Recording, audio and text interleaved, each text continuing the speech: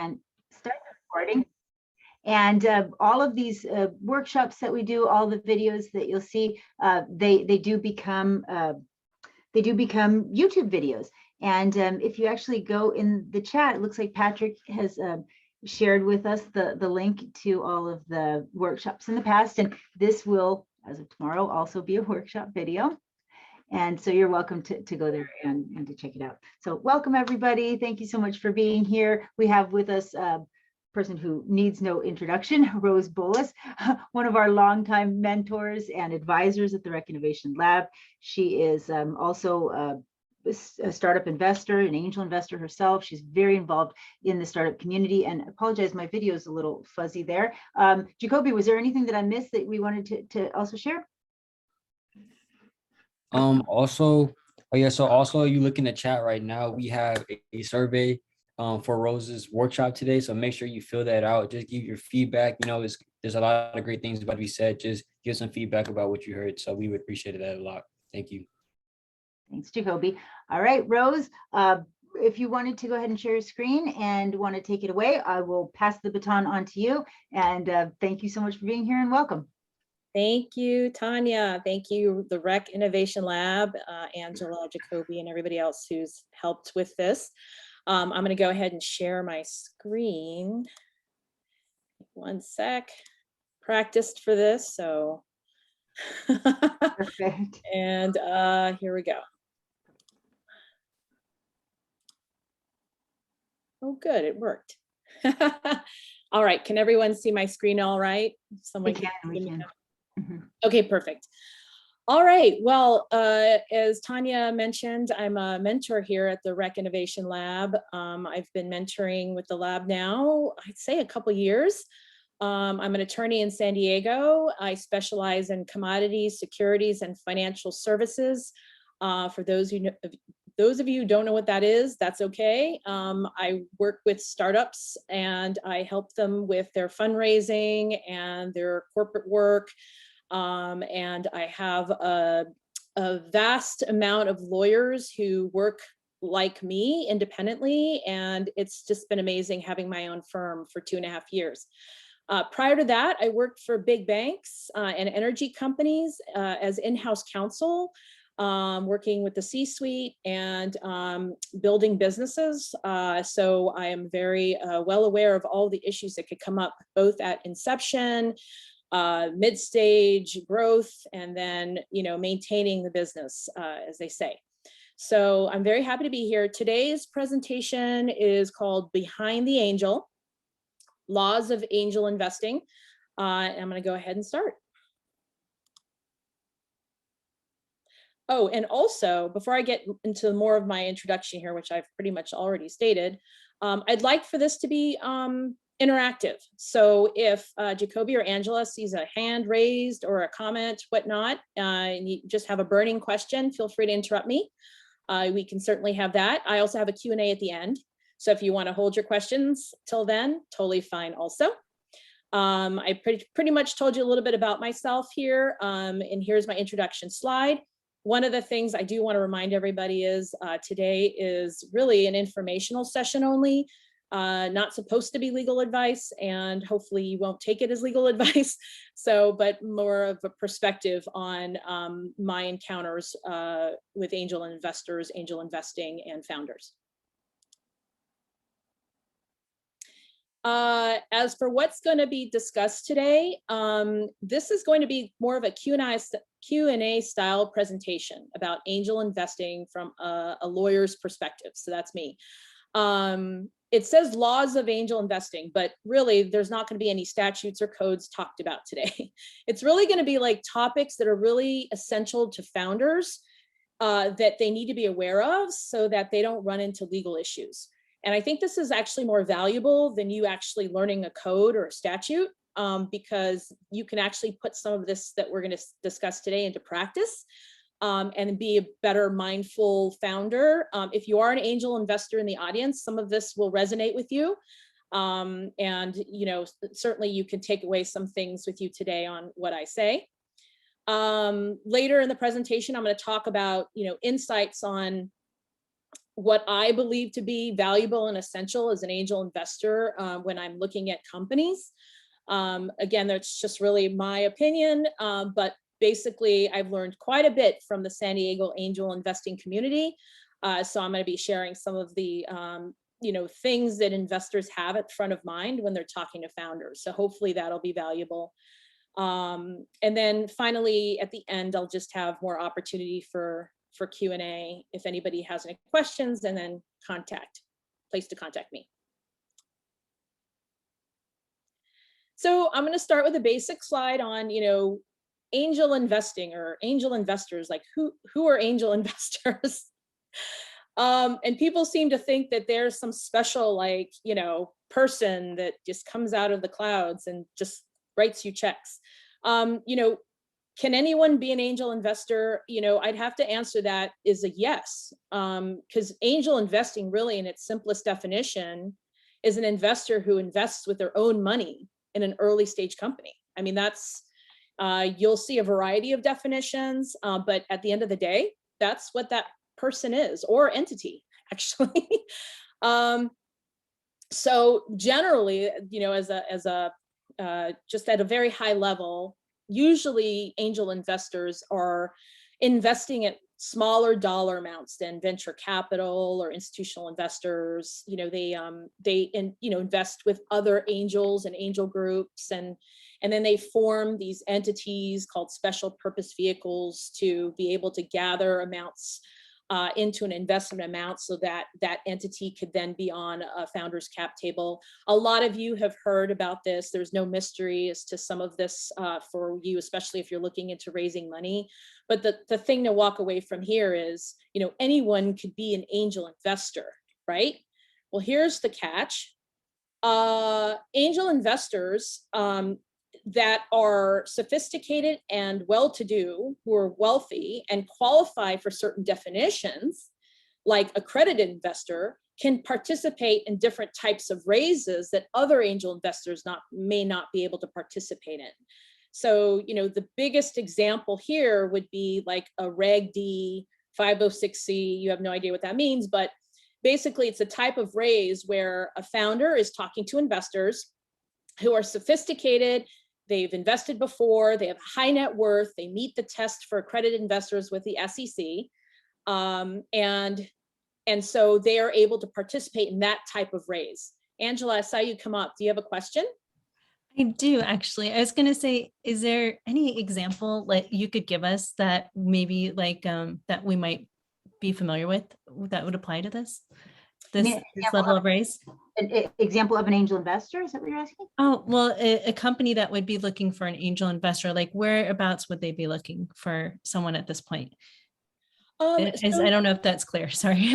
No, that's okay. So my point here is that anyone who writes a check to somebody else who's starting a company is technically an angel investor, right? And so if you want to write a check and you're on a crowdfunding platform, you're essentially an angel investor. But a lot of people don't realize that angel investing could be any amounts, right? It's just, you can't participate in certain types of raises that a founder puts on unless you're, say, accredited. So that's something to think about. So the reason I say this is because founders kind of don't target people in their networks enough. They're like, oh, I have to go target this person because they call themselves an angel, or this person. But really, they can go and talk to all of the people in their networks and say, hey, I'm doing this. They may be interested in writing you a check. And they don't necessarily have to be accredited, because what if you decide to raise under a exemption from the securities laws that allow for you to take money from people who aren't accredited? So point here is, angel investors, I mean, it just basically, don't dismiss your networks, because you may have people who want to partake in investing in your company. So Rose, it's Tanya here. I actually, there was a couple questions in the chat and directly to me, and feel free to, if you want to put them off to later, but I know Steve Schmidt was asking you to differentiate for the audience between an angel investor and a venture capitalist. And then I had some questions in the audience about the SEC's definition of an accredited angel investor. And if you're going to go over what the definition of that is, and how much in personal assets you need to be considered. and accredited. Yes. So, okay, I'm going to tackle the first question, which is angel investor and venture capitalist. Okay, so all venture capitalists are angel investors, but not all angel investors are venture capitalists. And hold on, there's mostly truth to that, but really, angels are writing checks out of their own pocketbooks. Venture capitalists are writing checks with other people's money, but could also include their own money, because you do have general partners that do put into their own funds. So it's not necessarily just every other people's money, it could be their own. So they could be angels, but that's really the essential difference. Is one angel is like basically facing the company themselves and writing a check to the company themselves. And a general partner of a venture capital fund is representing a series of other investors, generally institutional investors or companies or entities or high net worth people, who put their money in a fund, and that fund then allocates investments to various portfolio companies, not just one. So that's at a very high level, the difference. I hope that works. So angel investors are using their own money, right? I'm trying to stay basic for purposes of this presentation, but I would be happy to talk to anybody else offline or whenever about more specifics. And then the second question had to do with accredited investor definition. Again, a very high level definition, in that the Securities and Exchange Commission had a traditional definition, which they just modified. But generally, high net worth is, 200,000 in net income or 300,000 in income if you're going in with a spouse, not including your residence, or a net worth of $1 million. I think not including your primary residence. And then go ahead. Somebody wanted to. And then in addition to that, the accredited definition has been extended now to account for people who may not have those high numbers right around them, but that they're very knowledgeable about the securities laws, the securities markets. They've worked in the markets, they've worked as an advisor or as a broker dealer, or that they're sophisticated enough to understand what investing or what accredited investor means. So those are the really high level definitions for accredited investor. Obviously, there's more having to do with trusts and institutional investors or other types of entities that could be fall under the definition. And I'd be happy. Oh, there it is. 17 CFR section 230.501. And so that will give you more information about that. And that's just accredited investors. There's actually a variety of other definitions that could affect whether you could be a limited partner in a fund, and then any other kinds of categories within the securities laws, believe it or not. Hopefully that helped. I don't see any other questions or hands or, should I move on, or are we good? I think that's good. Yep, I think for me that answered, so yeah. Okay, good. All right, so here is the Q&A style presentation I was talking about. So let's start with these questions. So what questions should I ask angel investors before I take an investment? And how does asking these questions keep me from trouble? So when you're talking to somebody who's interested in investing in your company, you should be asking certain types of questions that get you comfortable with who you're taking money from. And if you do this, you're going to prevent there from being problems down the line with somebody misunderstanding or not understanding or not really knowing you. So you really want to know, you want to get to know your investor, and you want your investor to get to know you. You want there to be confidence going both ways. So here we go. Questions that demonstrate, I'm going to have to move. That's weird. Okay. Whoops. Sorry, on my screen, I was able to see everybody and now I'm not. Okay, I'll just listen for you guys. Questions that demonstrate experience with investing, their motive for investing, propensity to litigate, wherewithal, strategies, and strengths, right? These are the types of questions that you should be listening for, or asking rather, so you get to know who your investor is. So experience. How long have you been investing in startups? Basic, common sense. Do you invest by yourself or with others, such as angel groups? Have you had successful investments? Are you accredited? If they answer, yes, I'm accredited and I understand what accredited means, that's a big plus. If they're like, what is accredited? That's a red flag. So motive, what motivates you about investing in my startup? What excites you about what we're doing? Are they paying attention to what you're doing? Do they understand what you're doing? If they have no idea and they're just like, woo, I just want to throw my money at you, red flag. Oh, Rose, what is accredited? What does that mean?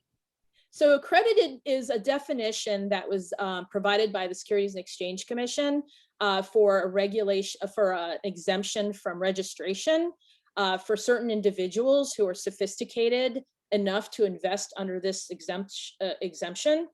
And so basically it's a series of definitions like proving that you're high net worth. So if you lose your money, it's not going to hurt you so much. Mm-hmm. In other words, you're so rich that the SEC doesn't feel like they have to protect you. That's basically it. Okay. Yeah. So that's why there's retail investors and institutional investors and accredited investors, because they put you in a category based on how sophisticated or rich you are. And if you're really wealthy, they just presume that you're okay to lose money and you don't need the protections that retail investors need. Does that make sense? Yes, thank you.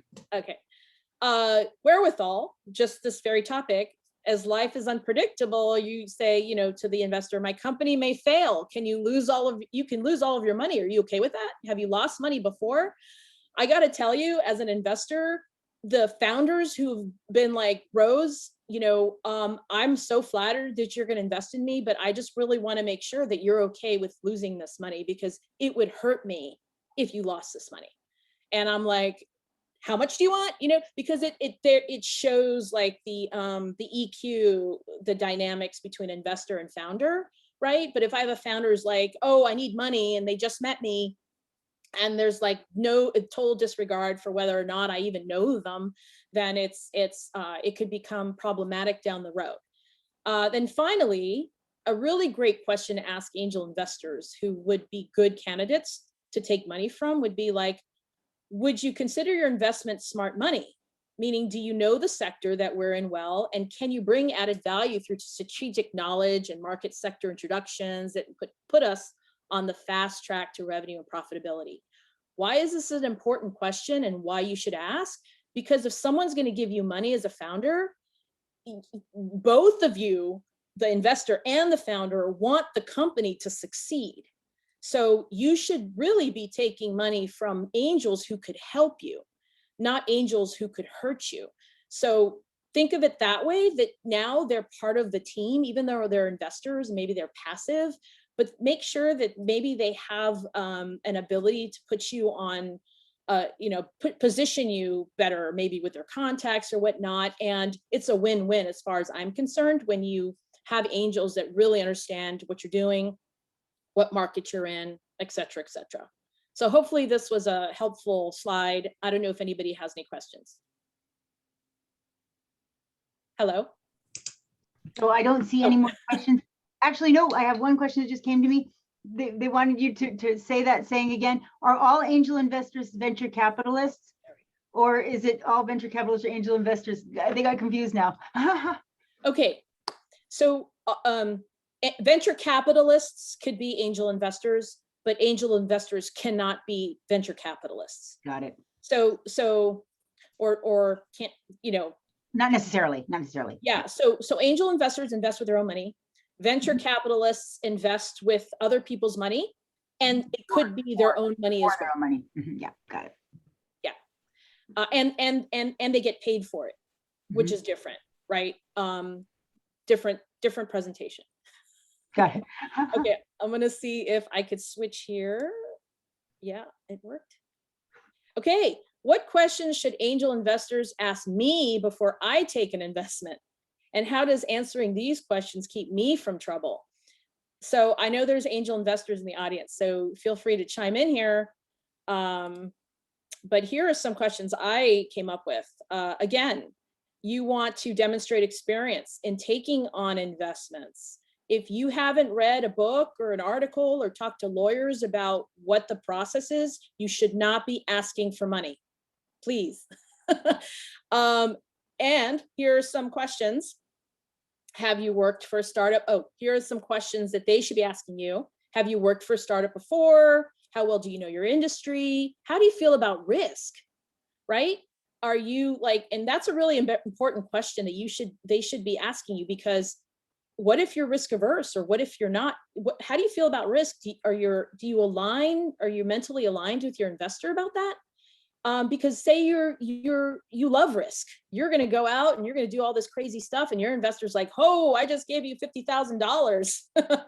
Why are you doing that? That's crazy. Oh, Jasmine? Yes, Rose. Thank you for this webinar. Question on the risk. So when that question comes up, is the way you answer that, is it more so like, I'm risk averse, I'm risk taking, or are there like percentages that people like to hear? Like, how would you actually answer that question in a way that's specific enough for an investor to understand your risk tolerance? That's great. You need to be upfront and honest about who you are as a founder, as a CEO, CTO. That's why it's important to have conversations with potential investors about who you are and who they are. So, because those conversations will unveil how they feel about what you're doing and why you're doing it and how you're doing it versus, right?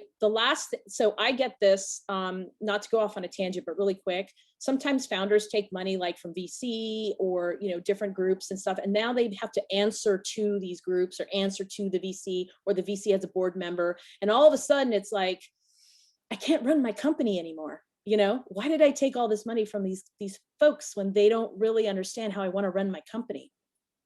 So it's important to have the conversations about, how you feel about risk. And that speaks volumes about how you're going to run your company, your people, how you go to market, all this stuff. And your investors either support you, or right away you'll know, I don't know. I don't know that I agree with like how they're doing things. So just a question.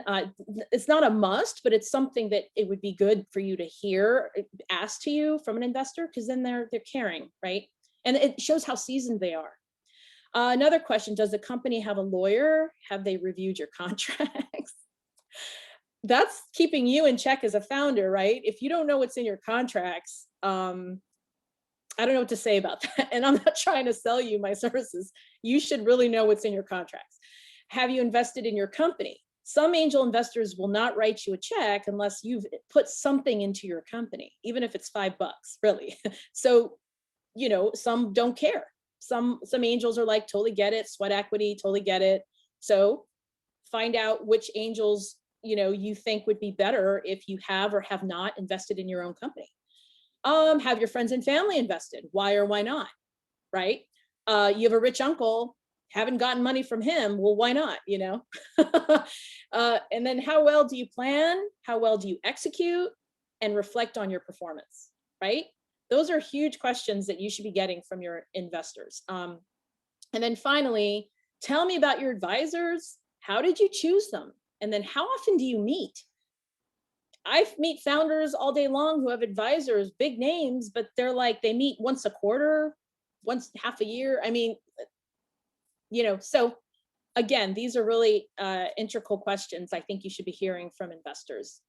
Before I move on, does anybody else have a question? Jacoby?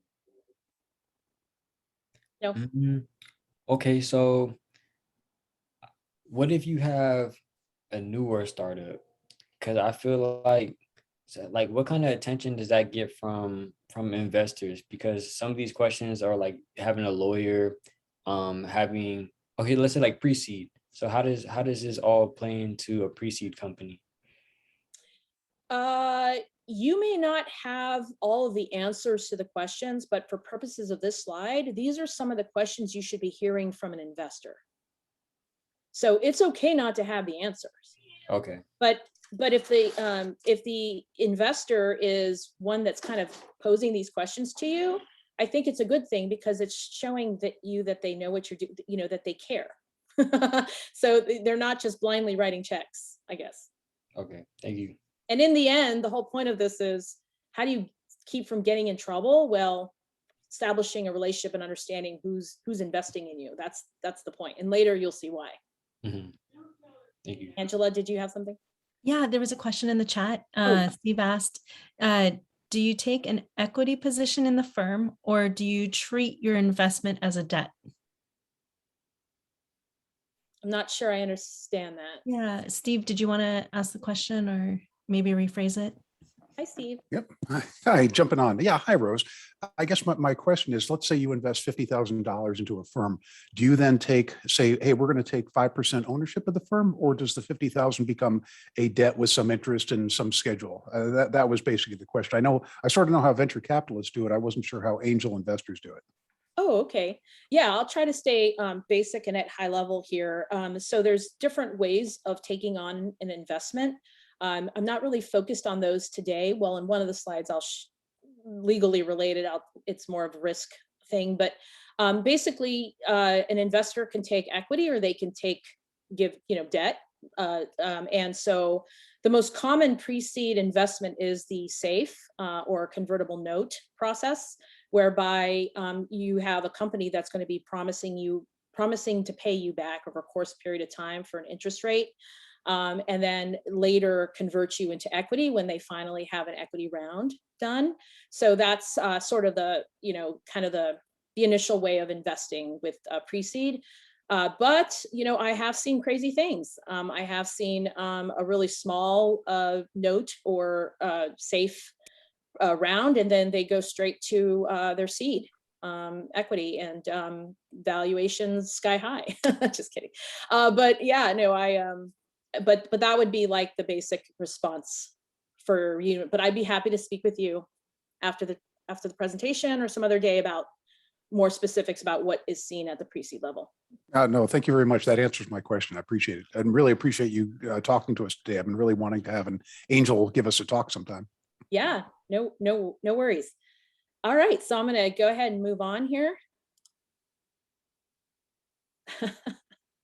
Now, don't fall off your chair, founders. Can I get sued by angel investors? The answer is yes. So, and here are some reasons why some founders have been sued.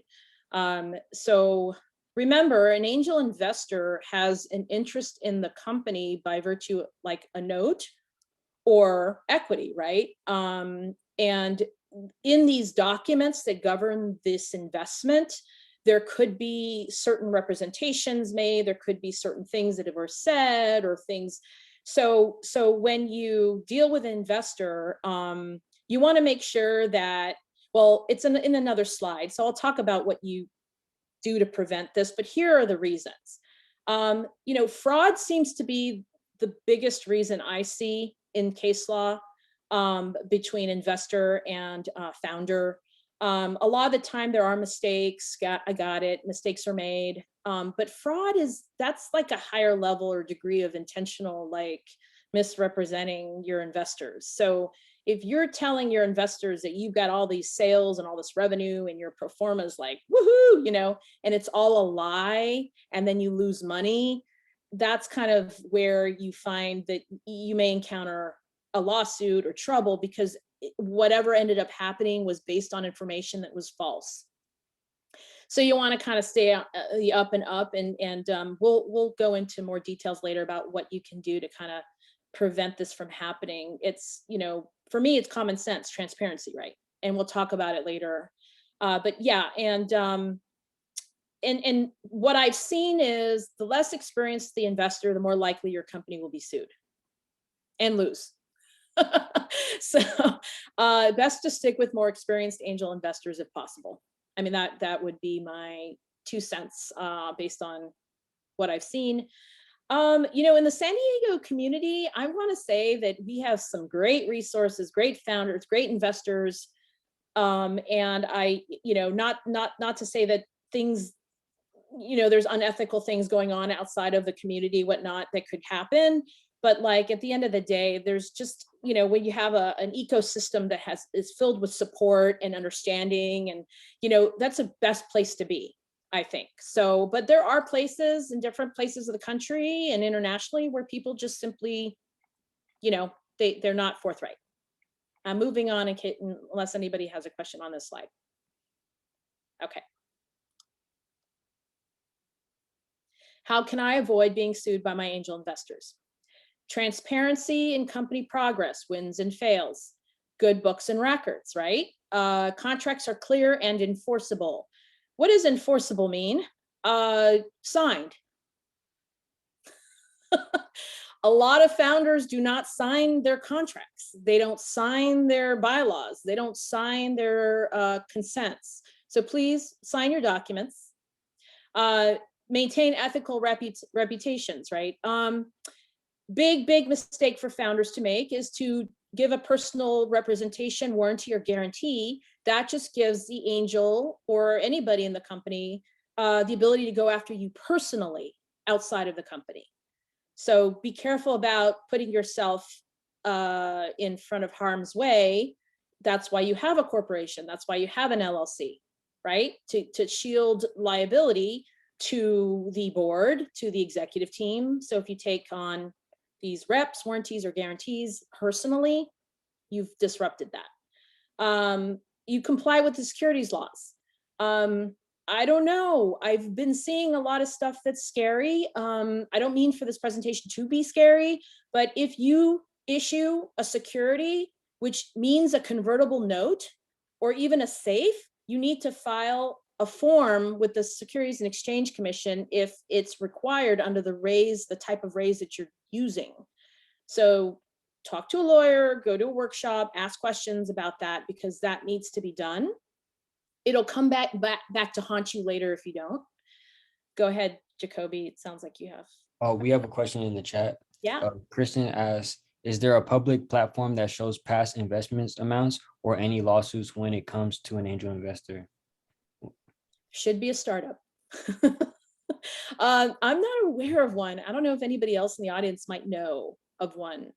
I'm not, I just have, so I have access to case law through LexisNexis. A lot of lawyers have access to case law.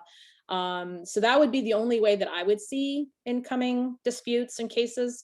But I don't know of any public forum that, that shows that other than a paid subscription to an organization that maintains those.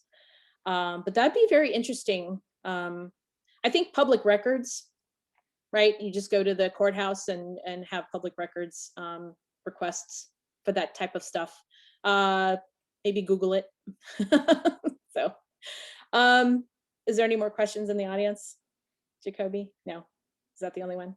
Yeah, that was the only one. Okay. Yeah, engage an experienced startup lawyer who knows you and your business. Actually, Rose, I had a quick question. Yeah. To add on to that question, would it be beneficial for them if they're concerned about that to ask an attorney that could possibly look into that for them? Yes, I think, well, so is the question whether or not they should be filing a form? Is that? No. question? The question about public platforms showing past investments amounts and any lawsuits when it came to an angel investor. So Yeah. if they are doing their due diligence in looking at an angel investor and going into that commitment or that relationship, would it be beneficial for them to talk to an attorney and ask them if they could look that up, or is that part of that? So there's probably, there are probably like resources like TechCrunch and other like online platforms where they show like folks who want to be showcased as being investors, but there are a lot of private investors out there that are writing checks to private companies. And a lot of that stuff's private. Yeah. Like when you're a public company, you're basically out in the open, you register with the SEC, you have your public filings, but private companies, they're very private about that. They're sometimes, so I bet you Carta has a lot of information, but they're not at liberty to just to give that out. And lawyers probably have that information too, but it's confidentiality. So yeah, I mean, there's not, unless there is a lawsuit, that then things are discoverable and out. But yeah, I'd be interested. Maybe I'll look into that to see if there's something that I could pass around to see if someone does something like that. Awesome. Thank you, Rose. Can I sue an angel investor? Yes, you can. But why would you? Top reasons: breach of contract, angel investor misrepresents, right? And that causes you harm to your company. Breach of confidentiality, angel investor shares IPs with a competitor. And tortious interference with business, angel investor pursues unwelcome involvement causing damage to business relationships. Some angel investors like to be in the weeds at your board meeting. They're not invited, but they still want to go. Bring up all these questions, make you look bad in front of your vendors. It's been done. It's horrible. I'm sure people in the audience can think of an instance or a story they've heard where a bad angel investor cost the company something, a deal, a customer. And are there causes of action? Sure, there probably could be causes of action if you could show damages. If you've shown real harm, you could certainly sue. I'm going to move on. Oh, I have a question actually. Oh, yeah. Go back to that slide. I don't know how. Oh, there's an arrow down there. I can see an Oh, arrow. is there? Oh, okay, thanks. There we go. Yeah, so why, like, how does an angel investor even get certain IP? Like, is that something that you would even discuss with an angel investor?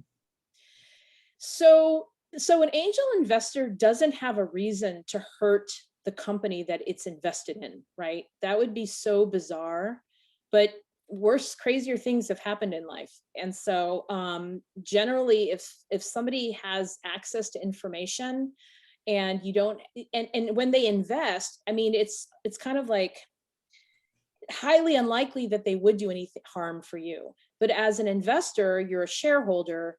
And as a shareholder, if you have, or if you're a type of shareholder where you have access to certain things, there could be a situation where, there could be a claim against you if you're trying to create harm for the company. Maybe if it's not breach of, maybe it's not a breach, maybe you haven't signed anything per se, but definitely other types of torts that could apply, or you could try for, in order to bring the angel to justice. Also, like if they're if they're a note holder, there's probably provisions in the note or in the safe. If they're an equity holder, the restricted stock purchase agreement has stuff in there that's going to protect you. And then certainly anything else in the bylaws that they, as an investor, a shareholder, if it's equity, they need to abide by as a shareholder. So there are certain, and then of course corporate law that governs as a gap filler. So there are different ways. I just can't name them all today, but there's ways to sue your angel. Okay. Oh, we have a question in the chat too. Yeah. Steve said, should entrepreneurs insist on NDAs with angels? No angel will sign one, but technically, yeah. I mean, this has been a controversial question for the last 20 years plus. I mean, you shouldn't drink more than 2 glasses of wine, but you do, right? So same thing, like, no, but where are you going to get your investment from if angels don't want to sign? And they seem to have the bargaining power to say, no, I don't want to, which is why you should get to know your angel investor. Right? So see, it's stuff, all sorts of things can go wrong in life, right? Right down to who you marry, or,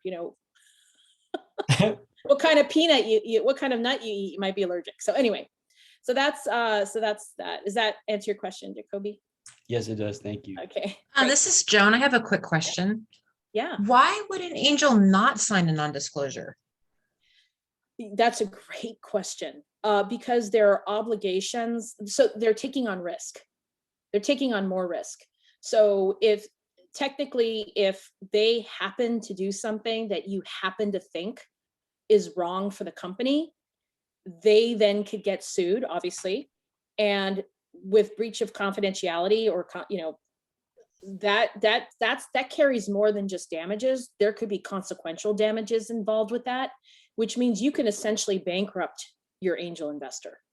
So no angel investor, at least this day and age, will sign an NDA. You may have angels who will sign them if they want to get in on a deal that's, co-invested in with Andreessen Horowitz or somebody like, or just to get in, they might do it. But if you're not as popular, the investment's not as popular, they may not do it. Okay, interesting. I get NDAs from like my vendors and anyone I present to, and it seems Yeah. like it's always been easy. So anyway, thanks for answering.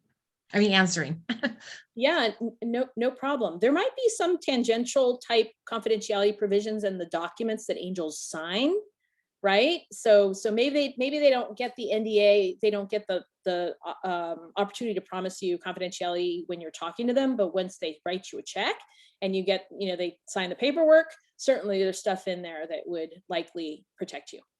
Okay, thank you. Mm-hmm.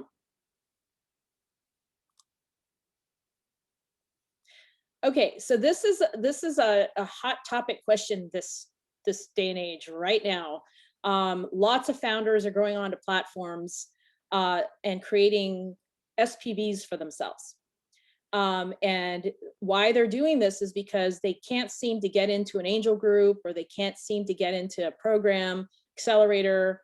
And they're like, I need to raise money and nobody's going to raise it for me because I've got all these small checks that people want to write to me. So I'm going to go on some platform and create an SPV, but I'm not going to have anybody lead that SPV, meaning manage it. I'm just going to manage it myself and pay for it myself. And everybody just come in with your small check and give me all the money that I can get, which is completely fine.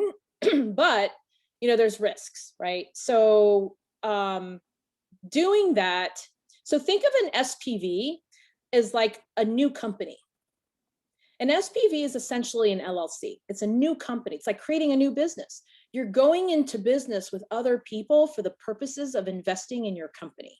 So if you're a founder and you're managing other investors, you have a duty and obligation to your other investors in your SPV for purposes of investing in the company, but yet you may be a founder and a CEO or CTO of the company, and you have an obligation to have the company's best interest in mind. So as you could see, there could be a potential conflict.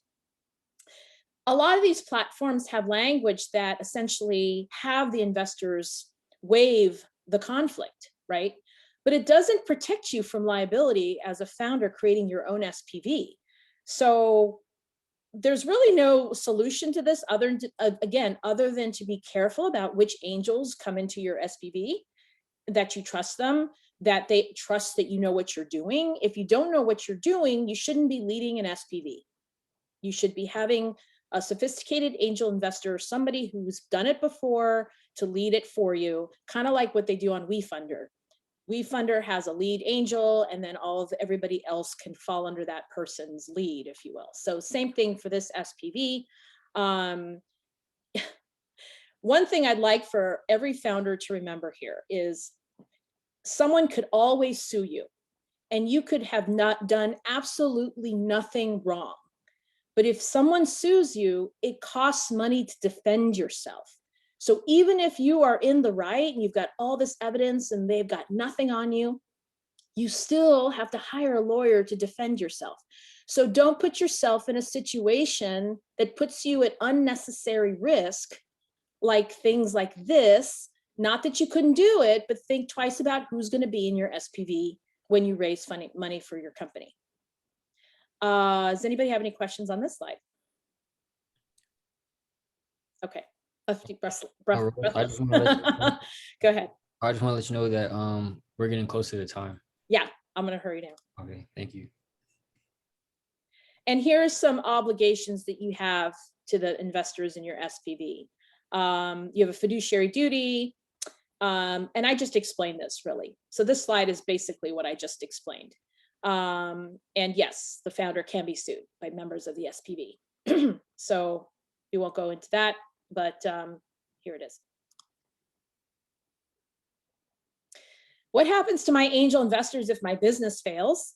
I think it's pretty common sense that you're going to go to your angels and say, I'm so sorry. Everything is gone because all of my assets and everything's really gone to expenses and the lawyer that's closing me down, and there's really not anything left.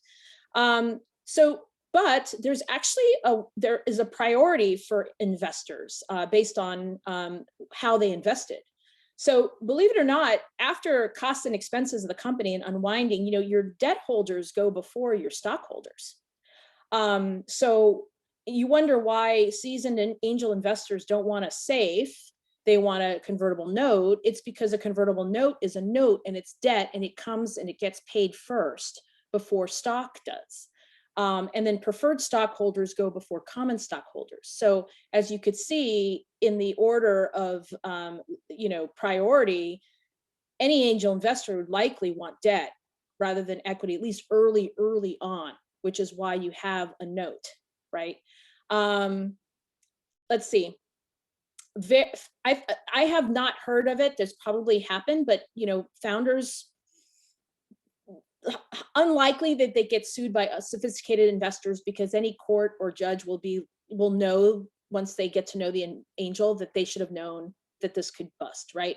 It's the investors who don't know what they're doing that get pulled in, and they can come up with all sorts of things, and that's where the trouble lies. Again, seasoned investors would be best to, at least from my perspective, to stick with.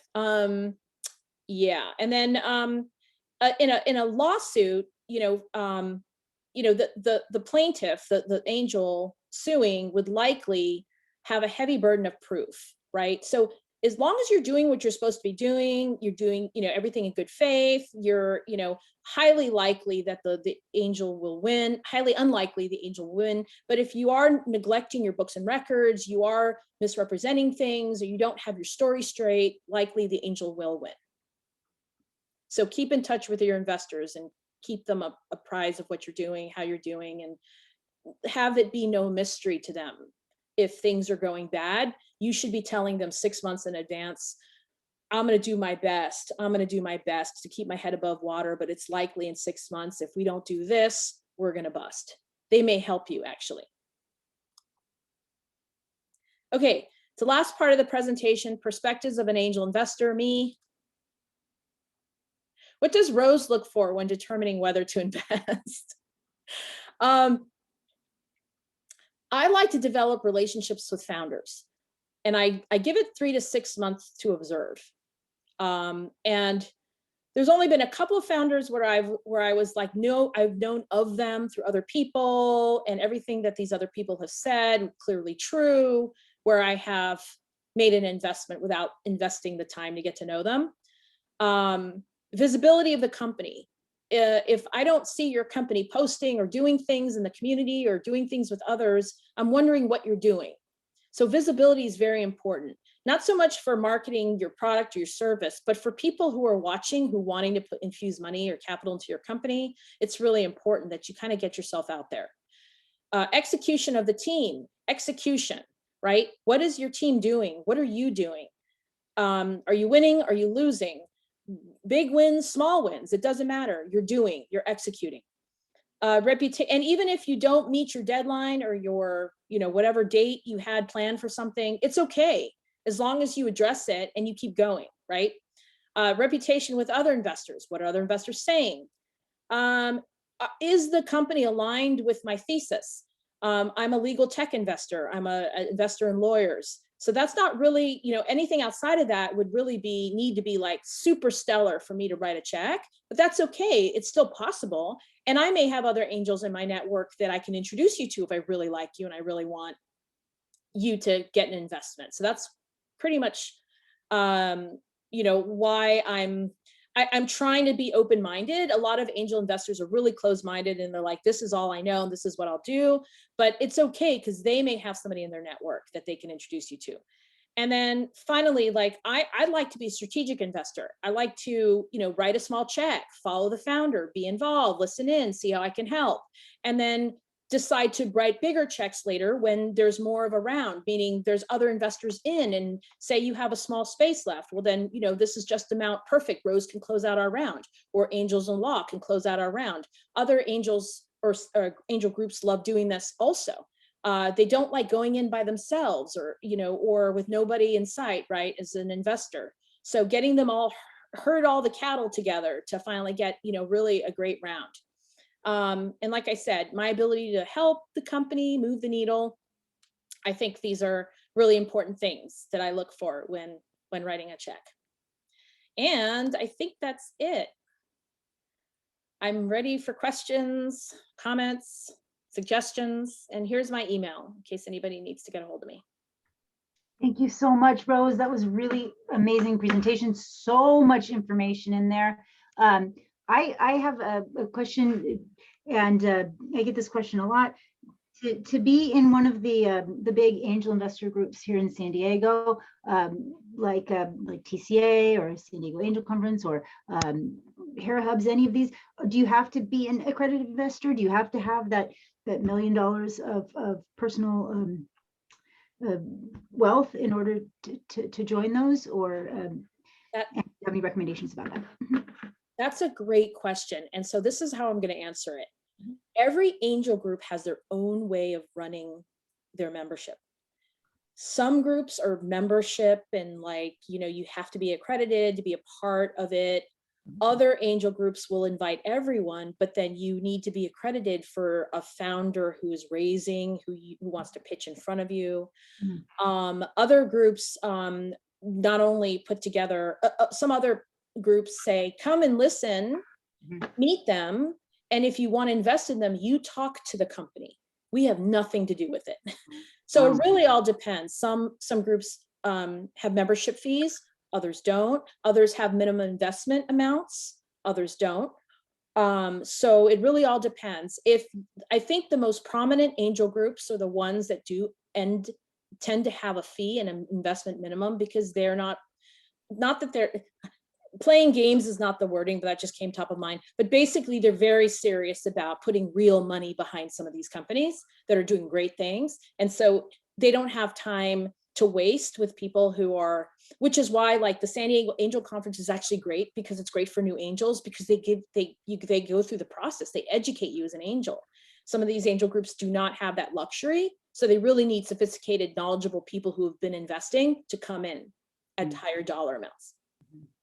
So would you recommend that then that's a good way to become an angel investor for those in the audience who are going that route, not the startup founders, to join a group like SDIC or?